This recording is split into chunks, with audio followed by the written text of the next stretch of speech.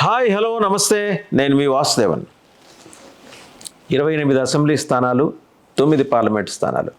BJP contest చేయాలనుకుంటున్న list అంతా కూడా టీడీపీ హెడ్ క్వార్టర్స్కి చేరిపోయింది. టీడీపీ జాతీయ అధ్యక్షుడు చంద్రబాబు నాయుడు దగ్గరికి కరెక్ట్గా తాడేపల్లిగూడెం బహిరంగ సభలో ఆయన ప్రసంగించే సమయానికి ఆయనకి ఈ వర్తమానం అందింది. తాను కంటెస్ట్ చేయాలనుకుంటున్న స్థానాలు, వాటిల్లో తెలుగుదేశం ఎట్టి పరిస్థితిలో తలదూర్చడానికి వీల్లేదు, రెబల్స్ని నుంచోబెట్టడానికి వీల్లేదు. ఒకవేళ రెబల్స్ను నుంచోబెట్టినట్టు అనుమానం వస్తే పరిణామాలు కూడా చాలా తీవ్రంగా ఉంటాయి సబ్సీక్వెంట్గా అనే మాటని కూడా బీజేపీ హెడ్ క్వార్టర్స్ కమ్యూనికేట్ చేసింది.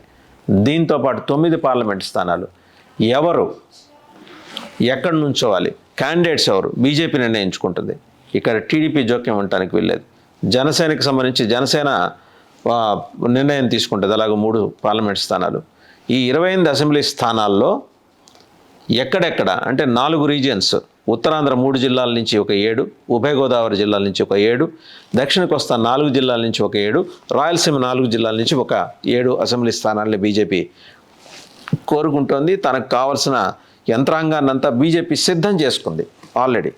ఈ లిస్టు, ఈ నియోజకవర్గాల లిస్టు చంద్రబాబు నాయుడు గారికి చేరింది.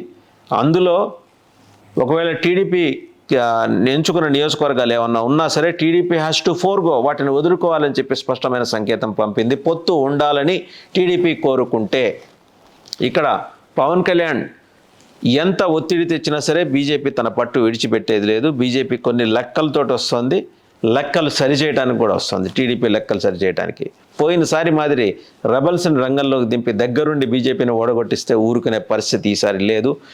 నమ్మబోము చంద్రబాబుని అనే విషయాన్ని కూడా చాలా స్పష్టంగా బీజేపీ తేల్చి చెప్పింది. 9 పార్లమెంటు స్థానాల్లో కూడా చాలా మెటిక్యులస్గా బీజేపీ ఆలోచన చేసింది. దానికి తగ్గట్టుగానే అక్కడ నుంచోబెట్టాలి జనాల్ని, అలాగే అంటే బీజేపీ అభ్యర్థులని నుంచోబెట్టాలని. ఆర్థికంగా బలసంపన్నులైన వాళ్ళని బీజేపీ ఈసారి చూస్తుంది. తెలుగుదేశం నుంచి పారాషూట్లా వాలే వాళ్ళని మాత్రం బీజేపీ ఎట్టి పరిస్థితుల్లో ఎక్కడ అకామిడేట్ చేయదలుచుకోలేదు. డబ్బులు ఉన్నా సరే, డబ్బులు ఖర్చు పెట్టగలిగిన వాళ్ళు ఉన్నా సరే బీజేపీ ఎట్టి పరిస్థితుల్లో వారిని సపోర్ట్ చేయదలుచుకోలేదు, వారికి టికెట్లు ఇవ్వదలుచుకోలేదు.